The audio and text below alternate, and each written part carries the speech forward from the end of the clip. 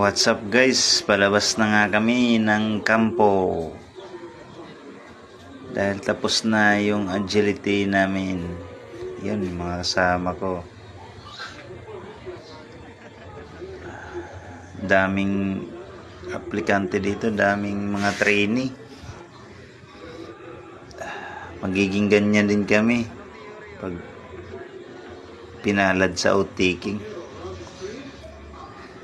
Kaya tiis-tiis na muna tayo, hintay tayo ng tamang tiyempo